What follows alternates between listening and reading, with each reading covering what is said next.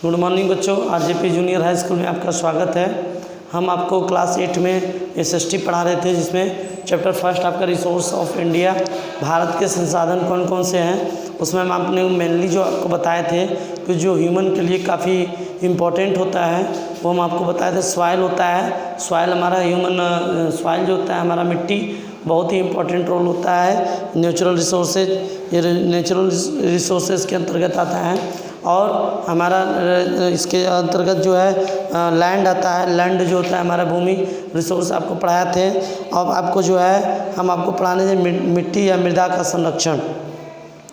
Previous video में आपको soil erosion बताए थे कि जो किसी जल या वायु के कारण कोई ऊपरी परत का नुकसान हो जाता है, यानी टूट जाता है, ब्रेक डाउन हो जाता है, उसको हम लोग जो है सॉइल इरोजन या मृदा अपरदन कहते हैं। ये आपको मृदा अपरदन के बारे में पढ़ाए थे। अब इसमें जो है मिट्टी या मृदा का संरक्षण, कैसे इनका बचाव करें, कंजर्वेशन, मृदा संरक्षण आप लिखते हैं, मृदा संरक्षण, जिसको हम लोग इंग्लिश में क्या कहते हैं, सॉइल कंजर्वेशन। सॉइल कंजर्वेशन, मृदा संरक्षण क्या होता है, जो मिट्टी जो अधिक लाभ उठाते रहने हैं इसका संरक्षण जो होता है आवश्यक होता है। भूमि के उपयोग के लिए हम इसका यूज करते हैं।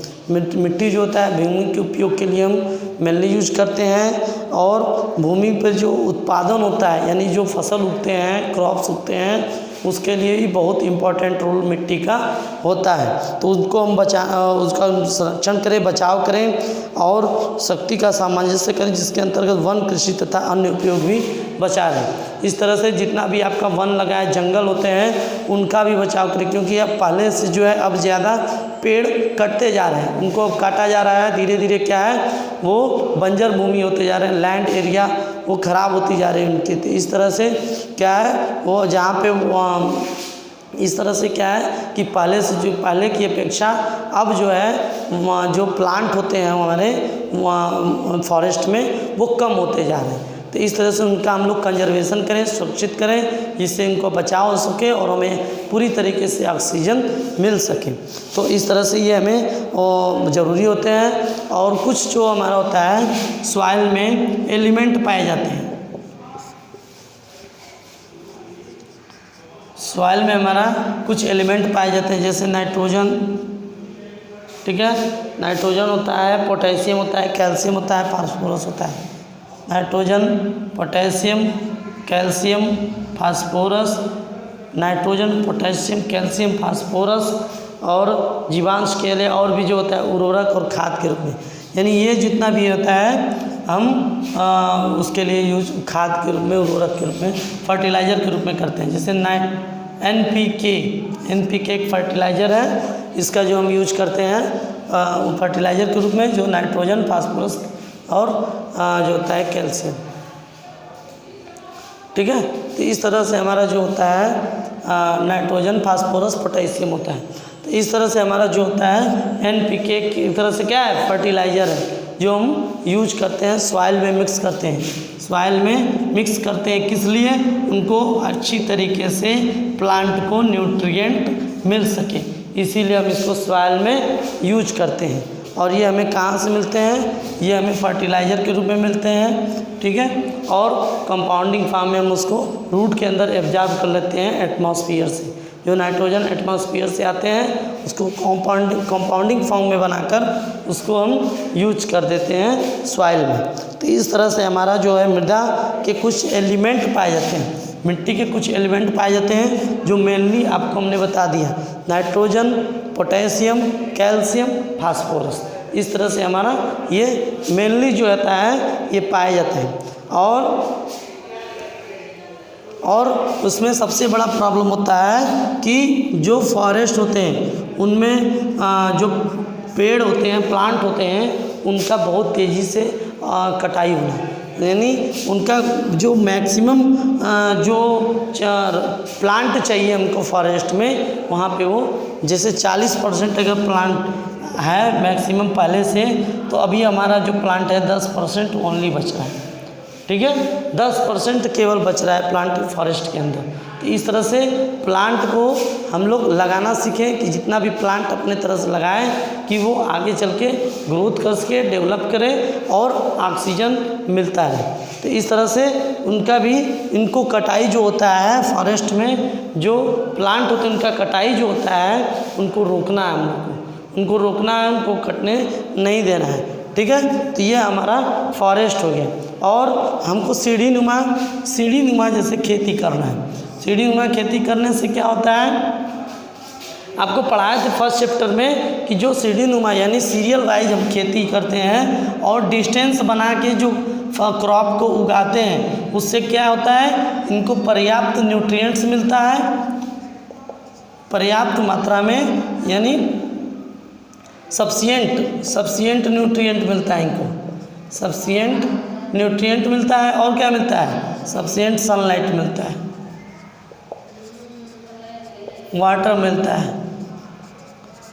तो इस तरह से ये प्लांट को और एक सीरियल वाइज में रखता है, जैसे सीढ़ी नुमा होता है वैसे हम लोग इसको सीरियल वाइज, यहाँ पे गैपिंग रहता है, यहाँ पे गैपिंग, फिर यहाँ पे बोया जाता है। तो इस तरह से सीरियल वाइज इनको क्रॉप को हम लोग बोते हैं। ठीक है, तो ये हमारा जो होता है प्रोसेस, इससे फ़ायदा ये होता है हमें बेनिफिट्स कि सफिशिएंट हमें न्यूट्रिएंट्स प्राप्त होते हैं, सफिशिएंट उसमें सनलाइट जाते हैं और सफिशिएंट वाटर जो होता है उस प्लांट को अच्छी तरीके से ग्रोथ करता है। और इस तरह से जो उनके रूट होते हैं वो धीरे धीरे अंदर की साइड में पेनिट्रेट होते रहते हैं और वो फैलने लगते हैं।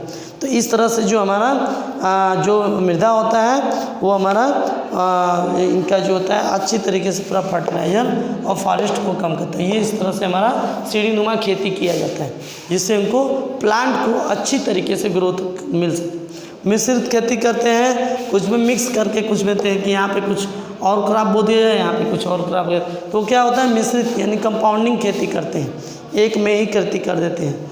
मृदा को परती छोड़ना हो तो आवरण फसलें लगाना ताकि मृदा के जैव पदार्थ हरी खाद की प्राप्ति हो सके। अगर मिट्टी को छोड़ना है तो आप मिट्टी को छोड़ के फिर से आप उसको कटाई करके, उसको जुताई करके अच्छी तरीके से बो दीजिए, वो आपका काफ़ी अच्छा बेनिफिट मिलेगा। और शुष्क प्रदेशों में पवन की गति को रोकने के लिए पेड़ पौधों की पत्तियों को लगाना। तो सीरियल वाइज हमें लगाने को एक ये भी फ़ायदा होता है, जितना भी हवा होता है, विंड चलता है हमारा, वो बहुत तेज़ी से प्लांट को गिरा नहीं पाता है। ठीक है, तो इस तरह से हमारा प्लांट जो होता है वाटर और न्यूट्रिएंट्स और सनलाइट की मात्रा से धीरे धीरे ग्रो करता है, तो हवा उसको गिरा नहीं पाता है। तो ये हमारा जो प्रोसेस होता है सॉइल इरोजन, क्या सॉइल टाइप्स, कितने सॉइल होते हैं ये आपको बताए थे।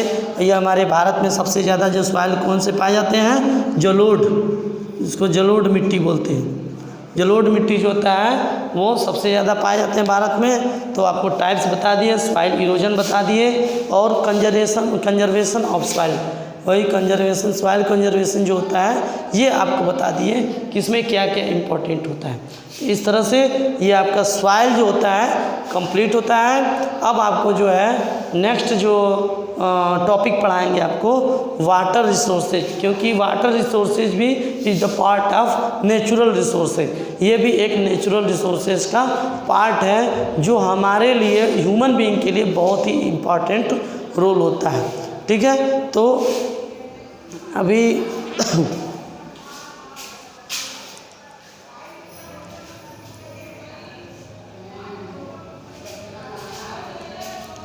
तो आपको जो है अभी हमारा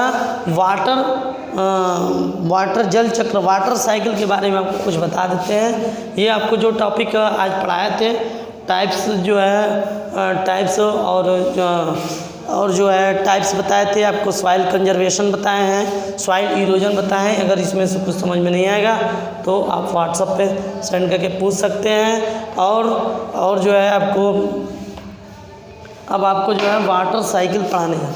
वाटर साइकिल क्या होता है, वाटर साइकिल, जीवन जल चक्र क्या होता है, जल चक्र। ठीक है, जल चक्र जो होता है हमारे शरीर के लिए बहुत ही इम्पोर्टेंट रोल होता है। बोला जाता है ना जल ही जीवन होता है। ह्यूमन बीइंग के लिए सबसे इम्पोर्टेंट रोल वाटर होता है। ठीक है, तो वाटर जो होता है, अगर human being survive, useful important role of water. Water जो होता है ह्यूमन बीइंग के लिए बहुत ही इम्पोर्टेंट रोल होता है। और ये जो जल चक्र बने रहते हैं, ये हमारा नदियों से, महासागरों से, झील से, ये सब क्या है, कंटिन्यू प्रोसेस होता रहता है। पहाड़ों से ये सब हमारा जल जो कंटिन्यू बहता रहता है, और उससे जो हम ह्यूमन बीइंग बहुत सारे, और जो वर्षा के भी जो पानी होते हैं, वर्षा के रूप में जो पृथ्वी क्या होते हैं, पृथ्वी पर वापस आते हैं। तो इस जो स्रोतों से हमारा जो प्रोसेस चलता है वाटर का, उससे हम लोग वाटर साइकिल कहते हैं, जल चक्र कहते हैं। जल चक्र क्या होता है, जो महासागरों, नदियों, झीलों और तालाबों, जल स्रोतों की जल वाष्प बनकर, यानी ये क्या होता है, हमारा जल वाष्प बन जाते हैं, और ये जल वाष्प बनकर कहाँ जाते हैं, वायुमंडल में, यानी एटमॉस्फेयर में जाते हैं। एटमॉस्फेयर में जाते हैं और यहाँ पे इवोपरेट हो जाते हैं। क्या होते हैं, वो इवोपरेट हो जाते हैं, और इवोपरेट होकर हमें रेन ड्रॉप के रूप में पृथ्वी पर आने लगते हैं। रेन ड्रॉप के रूप में पृथ्वी क्या होता है, लैंड पे गिरने लगते हैं। ठीक है, तो हमारा जो जल वाष्प होता है वो एटमॉस्फेयर में आते हैं, यानी जो धूल होते हैं, डस्ट होते हैं, वो क्या होते हैं, गर्म होते हैं, धीरे धीरे वो ऊपर जाते हैं, और एटमॉस्फेयर में जाने के बाद वो इवोपरेट हो जाते हैं। इवोपरेट होने के बाद वो धीरे धीरे रेन ड्रॉप करने लगते हैं, और वहाँ से रेन ड्रॉप होकर वो लैंड पे आते हैं। इस तरह से हमारा ये प्रोसेस वाटर साइकिल चलता रहता है। आपको वाटर साइकिल के बारे में अब जो है नेक्स्ट वीडियो में बताएंगे। और थैंक यू सो मच।